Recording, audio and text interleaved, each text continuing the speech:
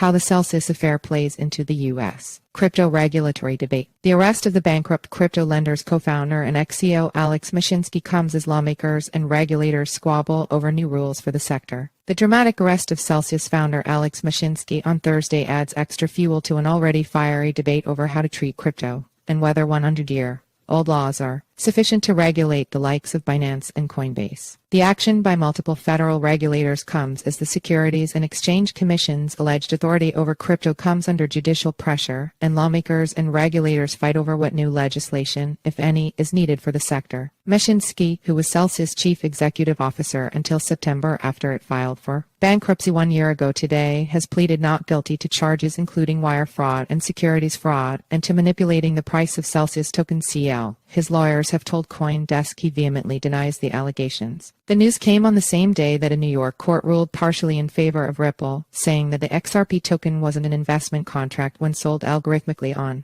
exchanges and hence doesn't fall under securities law. That in turn could have implications for a suite of cases which the SEC has taken against Coinbase Coin, Binance and Bittrex, arguing that they should have registered because tokens traded on those platforms, such as Solana SOL, Polygon Matic and Cardano ADA, fall under its purview. It also comes in the week that lawmakers in Congress sought to again rejig laws to fit digital assets with a bipartisan bill from Senators Cynthia Lummis RYO and Kirsten Gillibrand Y. focused on giving extra crypto powers to the Commodity Futures Trading Commission CFTC.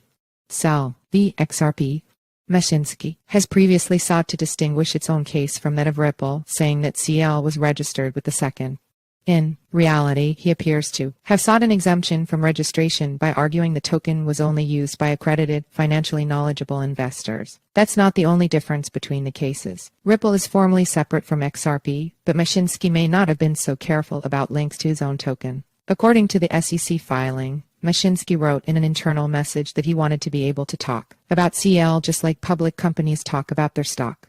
It alleges that after Celsius, Mashinsky was the second largest holder of CL. The SEC appears to concede a distinction between Celsius and other cases. It says Celsius offered and sold CL as a security, but doesn't explicitly say whether the token was correctly registered or exempted. Celsius is taken to task for failing to register another of its offerings, the Earn Interest program, under which the company offered rates as high as 17% to investors tendering their crypto, which the SEC also says is a security. CoinDesk has reached out to the SEC for comment on the status of CL, but did not immediately receive a response. New laws. The SEC has stressed that existing rules designed to protect investors, many of which date back to the 1930s, already apply to crypto companies like Celsius. The misconduct here is yet another example of the need for crypto market participants to come into compliance with our securities laws, which would have implied proper disclosures and routine inspections by regulators, the agency's enforcement director Gerbert Gruel told reporters on Thursday. That's an unsurprising stance for the SEC to take. Its ongoing legal cases hinge on it asserting that current laws are clear and that Binance, Bittrex, Coinbase, and Ripple aren't complying. Rival officials put a different emphasis. The CFTC believes large-scale cryptocurrencies like Bitcoin BTC, Ether ETH, USD, and Tether are commodities under U.S.